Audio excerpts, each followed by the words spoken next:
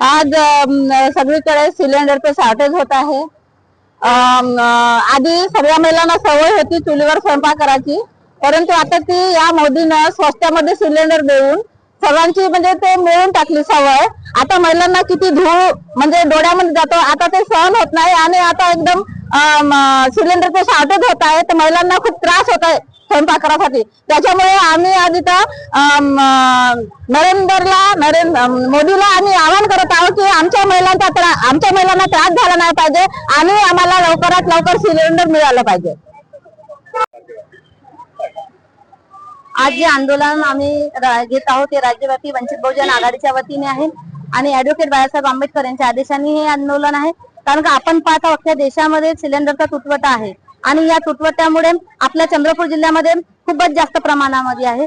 जे यांनी सांगितलं की 25 दिवसामध्ये आम्ही तुम्हाला सिलेंडरचा ढोला पोहोचवू, बुकिंग केल्याच्या नंतर 25 दिवस होऊन सुद्धाही सिलेंडर भेटत नाही। आज अशी परिस्थिती झाली आहे की भात जर शिजला तर भाजी कच्ची ठेवून उपाशी राहायची परिस्थिती आलेली आहे। आम्ही आत्ताच माननीय जिल्हाधिकारी मॅडम यांना सांगितलं आहे की चंद्रपूर जिल्ह्यामध्ये अशी परिस्थिती आहे की जे छोटे व्यावसायिक आहेत, जे छोटे त्यांचं नाश्त्याचं दुकान वगैरे आहे, तर त्यांना सिलेंडर सुद्धा मिळत नाही। आज त्यांची परिस्थिती उपाशी मरण्याची आलेली आहे। मग आज समजा जर आज ते लोक उपाशी जर राहिले तर त्यांच्या कुटुंबांना कसं जगवणार आहेत? कारण का ते चुलीवर बनवून ते लोकांना नाश्त्याचं देणार नाहीये। मग त्यांना जे व्यावसायिक लोकांना मिळालं पाहिजे, ज्या घरगुती महिला जे सिलेंडरची स्वयंपाक करायची सवय, कारण का आपण पाहत आहोत की 100 रुपयामध्ये उज्ज्वला गॅस दिला आहे। प्रत्येकाला उज्ज्वला गॅस देऊन लोकांमध्ये तुम्ही सिलेंडरवरती का आणि लाकडावरती बंदी आणली, त्याच्यामुळे लोकांना सवय झाली आहे की आम्ही सिलेंडर शिवाय स्वयंपाक चुलीवर करू शकत नाही। मग त्याच्यामुळे तुम्ही जी परिस्थिती निर्माण केली आहे, ही परिस्थितीला जबाबदार जर असणार तर नरेंद्र मोदी आहे, बीजेपी सरकार आहे। या बीजेपी सरकारला समजायला पाहिजे की आम्ही जे सवय लावली उज्ज्वला गॅसची,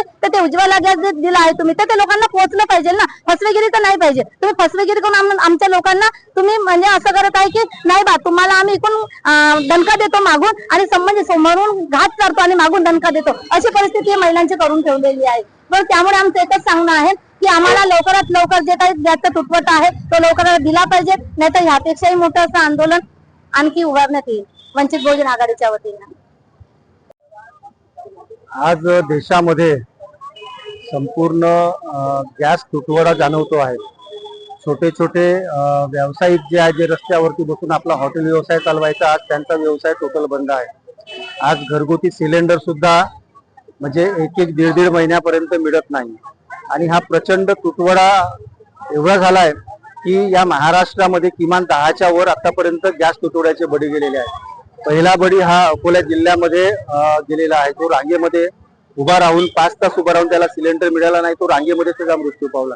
म्हणजे या देशाचे पंतप्रधान जेव्हा नोटबंदी करतात तर त्या नोटबंदी मध्ये कित्येक नागरिकांचा मृत्यू झालेला आहे। आज गॅस तुटवड्यामध्ये कित्येक नागरिकांचा इथं मृत्यू होतो आहे। म्हणजे देशाला आपत्कालीन परिस्थितीमध्ये घालवण्याचं काम या देशाचे पंतप्रधान नरेंद्र मोदी करतायत। सोबतच आंतरराष्ट्रीय स्तरावर त्यांनी ज्या पद्धतीनं आंतरराष्ट्रीय करार केलेले आहेत आणि त्याचाच परिणाम म्हणून आज या प्रकारची परिस्थिती भारत देशामध्ये जाणवते। म्हणून नरेंद्र मोदींनी आपला राजीनामा द्यावा, ही आमची प्रमुख मागणी आहे। दुसरी प्रमुख जी मागणी आहे की भारतातल्या प्रत्येक नागरिकाला गॅस पुरवठा जो आहे तो सुरळीत करावा।